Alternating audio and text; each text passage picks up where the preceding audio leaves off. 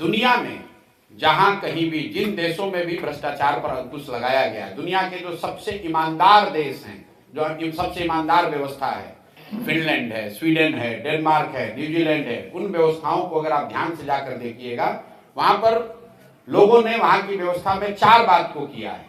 पहला बात, लोगों ने ईमानदार प्रत्याशियों को चुनकर भेजा है। दूसरी बात, बहुत बड़े पैमाने पर सरकारों ने सत्ता और संसाधन का विकेंद्रीकरण किया है। तो हम लोग यहाँ चाहते हैं, इसीलिए जन स्वराज का नारा है सही लोग, मजबूत आदमी नहीं, गलत आदमी नहीं, चाहे कमजोर व्यक्ति हो लेकिन ईमानदार हो, सही हो, उसको ही चुनाव में हम लोग उतारेंगे।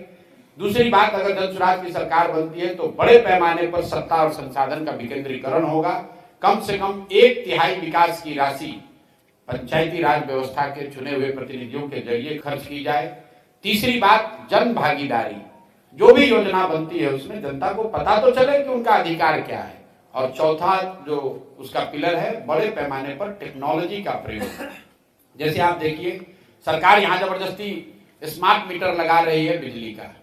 किसी ने नहीं पूछा कि भाई जब तुम नल जल योजना बना रहे थे, अगर तुमने नल जल योजना में स्मार्ट मीटर लगा दिया होता तो पटना में बैठे बैठे पता चलता कि कौन सा मोटर ऑन हुआ, कितना पानी निकला, किसने कितना पानी कंज्यूम किया, तो वो तो भ्रष्टाचार पूरा उसमें कम हो जाता। अभी सरकार को पता ही नहीं कि कितना नल जल योजना चल रही है कि नहीं चल रही है।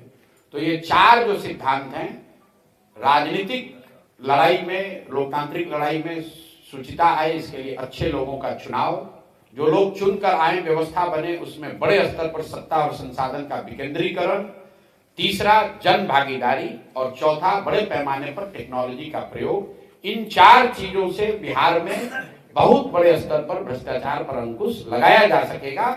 इसलिए नहीं कि मैं कह रहा हूं, क्योंकि दुनिया में इस बात का प्रमाण है कि जिन देशों में भी, जिन राज्यों में भी भ्रष्टाचार पर अंकुश लगाया गया है, वो इन्हीं 4 माध्यमों से ये अंकुश